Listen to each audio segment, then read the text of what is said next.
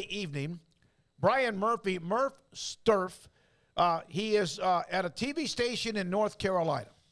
Put this up on his feed. This is ACC, could change its distribution model. Again, could. Florida State's AD is on record wanting to look at unequal revenue sharing. Clemson's AD followed like the next day. North Carolina's AD, there you see the check. I'm not sure you're going to satisfy everyone with a differential payout. In fact, I'm relatively confident you're not going to satisfy anyone. But continuing to what he said, as you look at the other leagues and see the revenue gap, it becomes critical sooner rather than later. This is from A.D. Cunningham at North Carolina.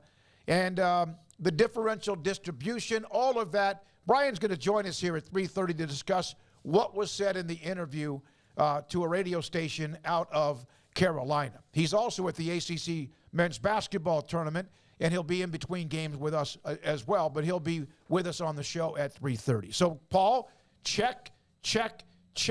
There's one team missing out of this list. Who would it be? Would it be Virginia, or would it be who? Miami? Would it be? I think Louisville actually is one that we kind of. I think people forget that Louisville's in the ACC. I mean, not that they don't, but they don't really think of them there. But they are one of the most consistently successful. I know that basketball's fallen on very hard times, but they have a great basketball history. They have a really solid football history. And athletic department across the board is pretty good, and they care a lot about it. Now, a lot of the news has been kind of negative for them lately because of, the Patino situation, how the last basketball coach didn't work out either and all that. But they are a pretty... we saw the numbers. They get good TV numbers. It's a pretty large market. There are a ton of big fans for Louisville, very passionate ones. So I would think that they, to me, would be fourth, but not too far off would be Virginia and Miami in that list of the top tier ones. And Pitt probably thinks that they're in that as well. I think Pitt belongs. And then you kind of get into the others of the conference, like NC State is kind of in the middle, but Wake Forest, Duke, Syracuse, Georgia Tech, all those are pretty small schools that don't, have the same focus on their overall athletic program. Most of the time they pick kind of one thing, like Duke. They're good at football, sure. David Cutcliffe did a great job. Mike Elko did a great job last year, but you look at, what do you think of when you think of Duke? You think of the Cameron Crazies. You don't really think of them scoring touchdowns. You think of them winning NCAA basketball championships. So, yeah, I think it's probably one of those, but I think Louisville probably deserves to be on that list for sure of teams that, might feel that they deserve a bigger share, whether that's feasible or not.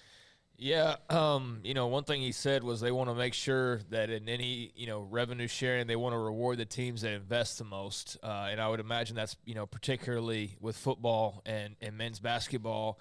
And so he feels they're one of the schools doing that. And therefore, as well as, the amount of value that they bring, they need to, see these things re-examined and figured out a little bit better to where it does reward those folks who do want to invest and those who do bring the value, and that's all understandable. But, I mean, you just listed off another 3 or so schools, and that's like 7 schools that feel like out of this conference that they feel like they deserve more. And so there's, another half that feels probably like they either like the way that it is currently because it benefits them or that maybe they feel like they deserve more. Like, I wonder where that cutoff line would be because you can't have, 10 out of 14 schools that we deserve a little bit more and then 4 are making less, and then or 7 are making more and then 7 are making less.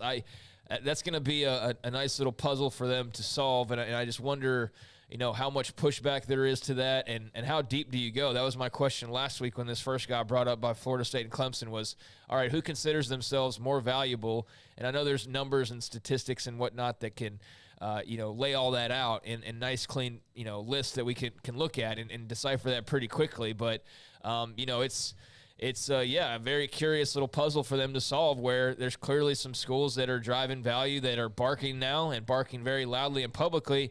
And they're not sitting there threatening to leave tomorrow, but they are saying that they can't afford a $30 million gap between them and their competitors. And we know that gap's already developed and it's only forming and becoming even more of a gap. And so while that contract doesn't run out for quite some time, it is notable, and it sounds like a bunch of people just trying to get ahead of things, and that makes sense. That's what they need to do. They need to get ahead of this and solve this problem before it becomes a major problem and turns into something years down the road that really does completely cave the conference. But at the same time, there are people that can read that and feel like the conference is already starting to cave in anyways. When you've got now 3 programs, athletic directors who are saying that they deserve more money and that this needs to be reexamined, that's going to lead to some more discussion, obviously, and eventually there's going to have to be discussion that leads to a solution. And what that solution may be, as simple as for a few years, over these long years that still are sitting there on your contract, you divide it up unequally, but then what does that do to those schools that aren't receiving as much money? They're now less competitive than they were. The conference is even more unbalanced than it was.